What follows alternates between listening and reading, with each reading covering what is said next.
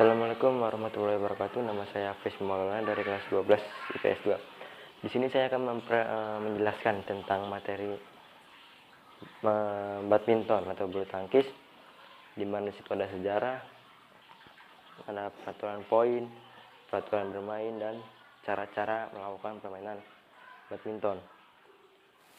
Langsung saja ke pembahasannya. Ini dia. Yang pertama ada pengertian. Permainan ini terdiri dari dua kata, yaitu bulu dan tangkis.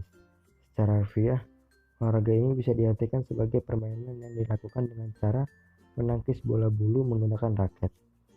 Bolanya sendiri merujuk pada kok yang memang terbuat dari bulu hewan unggas. Bulu tangkis harus dimainkan oleh setidaknya dua orang. Tujuan dari permainan ini adalah memukul kok hingga bisa melayang melewati net, kemudian jatuh ke lantai di area lawan agar terhitung sebagai poin. Selanjutnya ada sejarah dari bulu tangkis. Banyak pendapat yang mengatakan kalau permainan tersebut sudah ada sejak zaman Mesir kuno, yaitu sekitar 2000 tahun yang lalu. Permainan ini kemudian berkembang pesat sejak tahun 1850-an, dan orang-orang mulai menyebutnya sebagai badminton. Jadi badminton sendiri sebenarnya merujuk pada nama istana Inggris yang mengadakan pertandingan kala itu. Badminton mulai masuk Indonesia pada zaman penjajahan sekitar tahun 1930. Akan tetapi olahraga ini baru bisa berkembang di tahun 1947 atau setelah Indonesia merdeka. Sejak saat itu, perkembangan badminton pun cukup pesat dan para atlet mulai bermunculan. Di tahun 1951 terbentuklah Persatuan Bulu Tangkis Seluruh Indonesia yang menaungi aktivitas badminton di dalam negeri, yaitu PBSI. Sampai sekarang, badminton jadi salah satu olahraga kebanggaan Indonesia karena mampu bersaing dengan atlet-atlet mancanegara. Selanjutnya ada peraturan permainan bulu tangkis. Yang pertama ada perlengkapan bulu tangkis, yaitu raket. Raket memiliki panjang maksimal 68 cm dengan lebar 20 cm. Panjang kepala raket atau area senar adalah 28 cm dengan lebar 22 cm. Raket bisa terbuat dari kayu atau aluminium dengan berat tak lebih dari 150 gram. Selanjutnya ada kok. Kok terbuat dari 16 helai bulu yang ditancapkan pada gabus berdiameter 25-28 mm. Berat standar kok adalah sekitar 4,74 sampai 5,5 gram. Sedangkan tinggi kok antara 64 sampai 74 mm. Yang kedua ada jumlah pemain. Yang pertama ada tunggal, yaitu 1 lawan 1 dan bisa dimainkan oleh putra maupun putri. Yang kedua ada ganda, yaitu satu tim terdiri dari 2 orang. Yang ketiga ada ganda campuran, yaitu satu tim terdiri dari 2 orang, 1 putra dan 1 putri. Selanjutnya ada penentuan awal permainan. Pertandingan diawali dengan undian, yaitu menggunakan metode lempar koin yang dilakukan oleh wasit. Undian ini untuk menentukan pemain mana yang harus melakukan servis terlebih dahulu. Selanjutnya ada penghitungan skor. Di tiap setnya, pemenang adalah pemain yang berhasil mengumpulkan poin 21 lebih dulu. Apabila kedudukan imbang di skor 20-20 atau use, pertandingan akan dilanjutkan sampai salah satu tim unggul dengan selisih 2 poin. Selanjutnya ada pelanggaran dalam permainan bulu tangkis. Yang pertama ada kok menyangkut di net. Yang kedua raket menyentuh net saat memukul kok. Yang ketiga saat melakukan pukulan, raket melewati net dan masuk ke area tim lawan. Yang keempat, kok sudah dipukul tetapi jatuh di area sendiri atau tidak berhasil melewati net. Yang kelima, saat menerima servis, pemain sudah bergerak dulu sebelum kok berhasil dipukul. Yang keenam, saat melakukan atau menerima servis, pemain menginjak garis batas lapangan. Yang ketujuh, kok jatuh di luar lapangan atau meluncur lewat bawah net. Yang kedelapan, kok dipukul 2 kali, baik oleh 1 maupun 2 pemain dalam satu tim.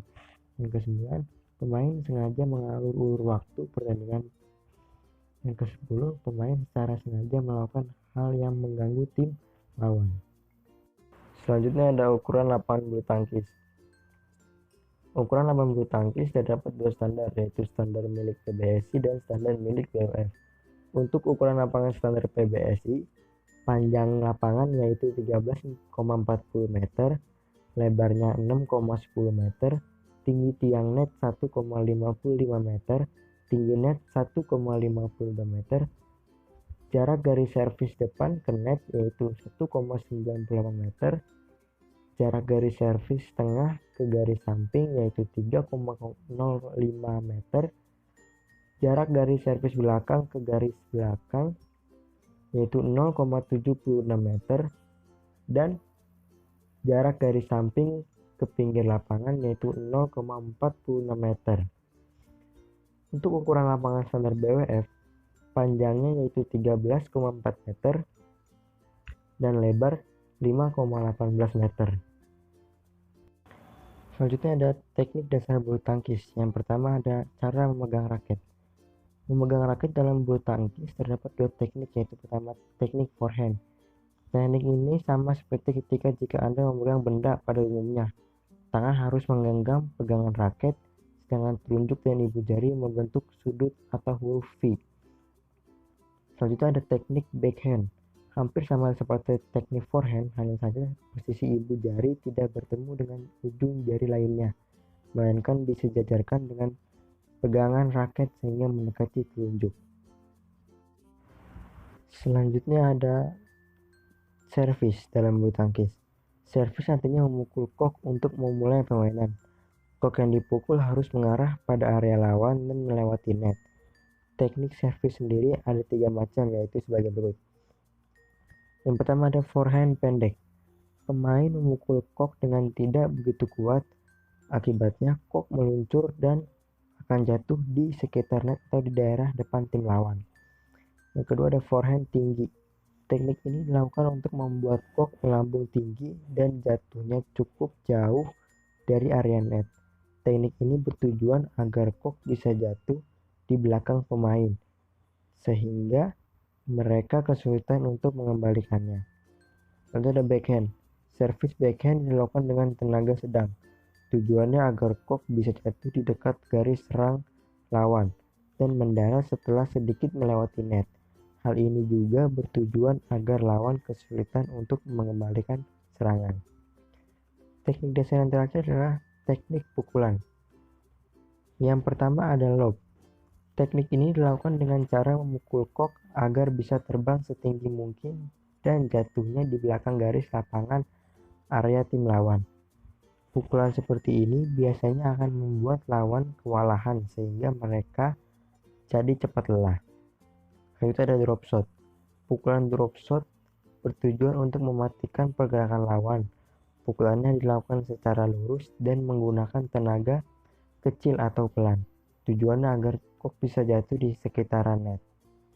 Teknik ini sering digunakan untuk mengecoh lawan. Pemain biasanya akan melompat dan berpura-pura hendak smash, sehingga tim lawan pun bersiap di area belakang. Akan tetapi pukulan dilakukan ternyata adalah drop shot, dan kok justru jatuh di dekat net. Selanjutnya ada drift. Drift adalah jenis pukulan yang mendatar. Arah pukulannya bisa lurus atau menyerang untuk menyasar sisi samping tim lawan. Teknik ini biasanya dilakukan untuk menyerang maupun mengembalikan serangan dengan cepat. Selanjutnya ada netting. Sesuai namanya, ini adalah jenis pukulan yang bertujuan agar kok jatuh tepat di net setelah berhasil melewatinya. Pukulan netting ini cukup sulit dilakukan karena butuh akurasi tinggi. Bila berhasil, tim lawan akan kesulitan mengembalikan serangan. Lalu ada smash. Smash adalah jenis pukulan yang bertujuan untuk menyerang sekaligus mematikan gerakan lawan. Pukulannya sendiri sangat keras dan menukik ke bawah. Untuk melakukan smash, pemain harus memukul kok dengan sekuat tenaga. Tujuannya agar kok bisa melaju cepat dan tim lawan tak sempat untuk mengembalikan serangan. Smash juga biasanya dilakukan dengan cara melompat atau mengembalikan hasil serangan yang cepat, kuat, dan arahnya menukik tajam ke bawah lapangan.